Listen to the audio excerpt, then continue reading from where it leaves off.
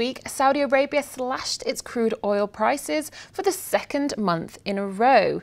Now that prices are going down and there are problems with the EAU economy, what does this mean for the future? To take us through his insights is Francois Aubert, independent consultant. Welcome. Thank you.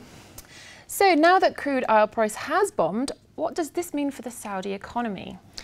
Well, the challenge for the Saudis is they took some kind of freedom and, they use the money they're generating. And although one could think the extraction price is very low, and actually it is very low compared to others, they are spending a lot of that money. And it is considered these days that the break-even point is around $85.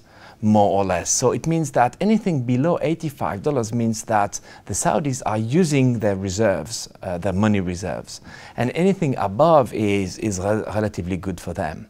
So they are in that situation where they are currently playing, because the price is very close by those $85. They're currently playing. But on the other side, they want to keep the Americans happy because of the new crisis, in Iraq and in northern Syria. And this is an enemy the Saudis are really afraid of. So they really want to keep the Americans happy, hence the special price they are making for the Americans. But clearly it is something that on the long term they wish not to maintain. So we will see how the oil price will evolve.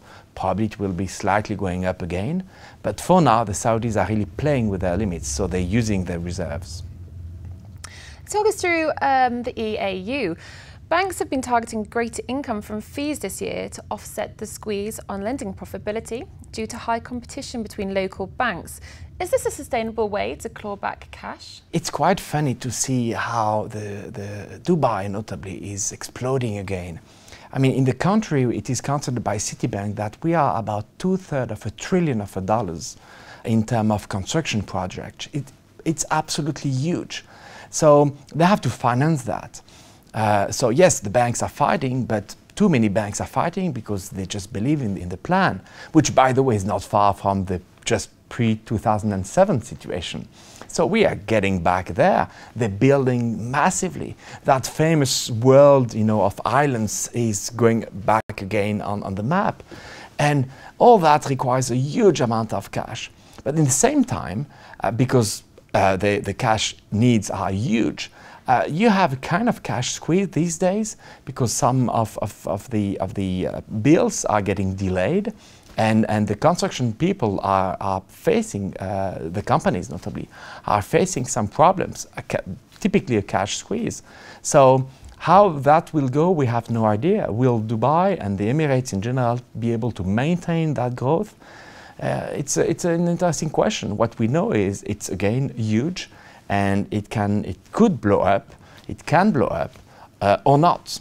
Last time, the biggest tower in the world now carries the name of the head of Abu Dhabi, not the head of Dubai, and there's a reason for that. They were the savior last time. Whether they'll be a savior again or not. Probably they will, because they can't afford it. But at what price is that the question? And finally, moving on to Kurdistan, which has obviously been in the news. What is your prediction about its future? Kurdistan is a very interesting story because people don't see Kurdistan as it is. They don't see Kurdistan as a country. But Kurdistan always was there. There is a real people, and they technically have the right to autodetermination, a right that is denied to them for so long. If you look at Kurdistan, I mean, they have a very bright past. Saladin used to be a Kurd, and people don't know that often. So we have a country that is currently, not yet a country, that is currently spread over Iran, Iraq, Syria, and Turkey. These people are helping a lot with the current crisis there. And they are getting armed, they're getting a lot of empowerment from notably the Americans, but the Europeans as well, because, for the Westerners, it's a way not to get on the field. They just bomb with the planes and they leave the Kurds doing the work on the ground. So they're giving them a massive amount of weapons, a massive amount of power, and there is a good chance that at the end of that crisis we're living, we might well have that Kurdistan. Certainly there will be solutions, because Kurdistans have the water for all the area. They have the water for a part of Turkey. They have the water for part of Iran, of Iraq, of Syria, and ultimately Israel. All the water is coming from them. So that is the big struggle. They have the oil. So there will be probably some kind of agreements. But I will not be surprised that once the whole situation is calming down as soon as possible, we might well have a Kurdistan on the map, and that will be something new in the Middle East. Will that help democracy as the US want it?